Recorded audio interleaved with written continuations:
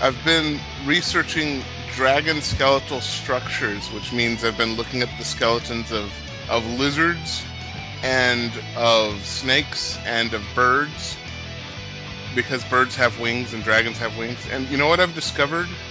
Winged dragons are stupid. It's like Wait, I guess you've studied their skull structure and determined they're stupid. No. The concept of winged dragons is stupid, and I'll tell you why. If you look at the skeletal structure of a wing, it's basically an arm. So when you see a four-legged dragon with two wings, you're basically looking at a mutation of Goro from Mortal Kombat. You're looking at a four-armed lizard, two of the arms have been adapted to wings. So I have decided that winged dragons are stupid. And the only reason that one of the dragons that I'm going to be drawing will have wings is because they were strapped on. So, well, okay, everybody, welcome to the Osteology podcast, where I'm Charlie, my friend Colin, and my friend Mike all talk about bone structure. What's osteology mean? It's the study of bones.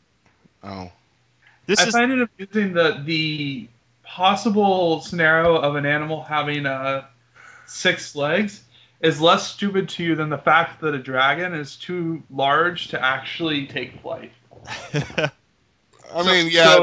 Dragons don't necessarily have to be greater than 40 pounds, which I believe is the limit of how big birds can get before they are flightless.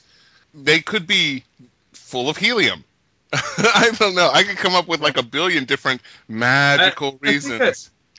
I think I read one story where that was how they did it. Although it is quite amusing to consider a dragon full of helium, because then you have to consider the Discworld version of dragons, where they're extremely volatile and explode early in life. No, what's even funnier is that their roar is so cute. Okay, so we're still ostensibly looking for a title. I'm going to go with inflatable dragons. How about that? Inflatable dragons. Inflatable explodable dragons.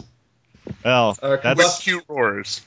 Oh, cute roar. I just realized IED would be our abbreviation. We probably don't want to. We're going to be on several government watch lists. I don't understand. Never mind.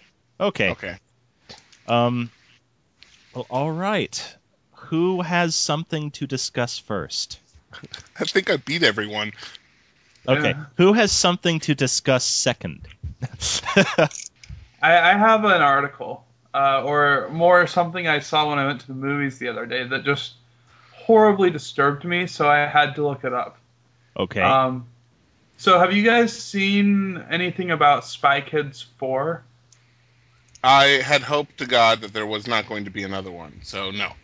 So there's something more horrifying than the fact that it exists. You guys know that, like, every movie's 3D these days, right? Quite a few. So they decided for Spy Kids 4 to make it 4D. Oh, I saw that. I thought that was a joke. I thought so too. So I Googled it. They're billing it as 4D. You know what the extra dimension is? Aromascope. What? Say that again. It's called Aromascope. They literally give you a card with a bunch of scratch and sniff panels on it. Oh my God. And throughout the movie, you're instructed to scratch various, one of the 8 panels on the card and smell it. I knew it would be aroma. Okay. I must warn everybody, I grew up during the 80s, and this isn't the first time they've tried this. Just so you know, and it all came out smelling like candy anyway. The exact same flavor of candy. What movie was this? Well, when I tried it? Yeah. God, I don't remember, man. I was like 8. Was it as awful then as it is now? As the concept sounds now? Have you ever, Colin, have you ever had a scratch and sniff sticker or a scratch and sniff anything when you were a kid? Yeah. Do you remember how they pretty much all smelled the exact same? No, I didn't remember that, but I didn't really... deal with them That's much. what's going to happen. Is they're going to be like, wow, this smells like candy, and this one here smells like grape candy. I guess it's a little bit different, although it's supposed to be a fart. Let's try this one. It smells like fart candy. What? You know, What? it's not gonna work because they all always smelled like candy. So one thing I should mention is that they're not actually using scratch and sniff itself. It's some other technology that's similar to scratch and sniff. Does it scratch itself or sniff itself? I think you slide your thumb across it instead of actually scratching it or something like that. Wow. I don't know if it's any more substantive difference than that. So somebody looked at a lottery ticket and basically said, this scratching off thing, this is too difficult.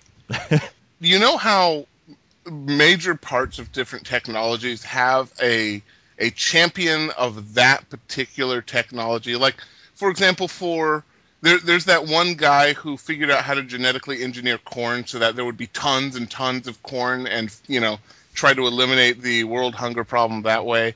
Or you have some guy who championed the technology of silicon circuitry or whatever. There is some guy who dedicated his life, dramatically so, that we can write a movie about, called The Scratch and Sniff Guy, who championed aroma technology to the point where we could just rub our thumb over it, and it'll be like The Beautiful Nose. That'll be the name of the title of the movie. I love the thought of him sitting at a workstation with just little tin foil strips and cardboard cards with pickles and ice cream and stuff all over the desk, just melting everywhere. And his wife walks up behind him, puts her hands on his shoulders. Honey, it's too much. You're tearing yourself apart. And he's like, I'll come to bed when I'm ready. This is my life's work, woman. Why won't you support me? Colin, what else does the article say? It's only 3 paragraphs. Oh. It basically says something about the fact that they can smell 8 different scents. Okay. That's cool. And then it bitches about the fact that it's dumb. I'm actually fascinated by this. If it works, I would be completely fascinated with how it works. If it works, it could change the world. Oh, wait. It wastes paper. Sorry. My mistake. I get those two mixed up sometimes. You know how the nose works? Like the human, actually any nose, even insect noses, all work on a principle of quantum mechanics that is just ridiculous. Quantum mechanics? Are you about to tell me that noses can't grow wings and fly like lizards? Winged lizards are stupid. Chicken's as an exception. Okay. Well, who wants to go next? Chuck, what have you got for us? I think we should go in turn. Okay. Well, I've got something that hits very near and dear to me. Of course, Mike, I'm the editor for your comic, natchevil.com. Plug. I shouldn't say it that way. People will think that's the whole URL. natchevil.com. Plug. Nothing's coming up. Com. I don't understand. No. Well, you know that I'm a grammar Nazi. Yeah. I always will be. I've got a really awesome article coming from our friends at the UK. Misspelled road marking tells British drivers to keep clear. This is like that sign up. Whoa. Okay, just pull that off. I'm sorry. Edit that out. I'm not going to edit that out. Everybody's going to know that my phone had an alarm go off telling me that the laundry was done downstairs. Colin, you still there, buddy? That's a good idea. Okay. All right, let me go into the article. This is a little bit longer, but just stop me when y'all have something to say, because I like to read. So, it is clear that someone in the British town of Kingswinford, West Midlands, doesn't know how to spell the word clear. Sadly, that person is also in charge of making roads. The local town council can't find the words to express how they feel after discovering that one of the road painters recently painted an instruction on a local street telling drivers to keep clear in large white letters. Question real quick. Clayer, spell that for us because we cannot actually see it. Of course. Claer. Keep clear. You know, so you don't accidentally get too close. Is it play? You got to keep clear. Laer. Is that you keep on talking. I'm going to look up if that's an actual word. I can't believe they could be so stupid. A child could spell that, said 76-year-old Irene Willis, who lives near the misspelled road mark.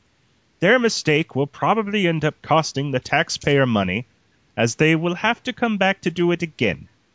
Yeah, that was my worst English old women's accent ever, by the way. I was going to say, I'm not entirely sure where you got that accent, but it wasn't from the British Isles. I could make 76-year-old Irene Willis from Midlands, England. I could make her sound like Brian Blessed, if you'd like. No, I can't believe they could be so stupid. A child could spell that, she said. It's like a cross between Brian Blessed and Pee Wee Herman. Hey. Okay, dictionary.com says, did you mean clear? Yeah. Yes. Oh, if you'd looked that up and it had been an actual word, it would have been clayer, the ability to simply rub a scratch and sniff sticker instead of scratching it off. Well, the closest thing I can find is CLA, which means College Language Association. But if you want to be more like the College Language Association, the CLAY, and you want to be more like them, that would make you clayer, I guess. And that's the closest I can get. I'll skip down a bit. Here we go.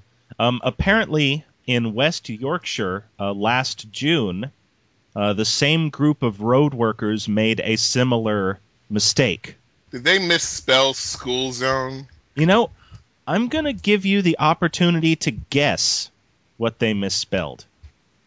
It's a major road marking. It'd be written on the road in giant white letters. What do you guys think it was? Speed limit? Okay. Misspelling the speed limit could have some violent repercussions. That could be pretty bad. No, these are letters, not numbers. I meant the word speed limit. Okay, that makes more sense. That was pretty good.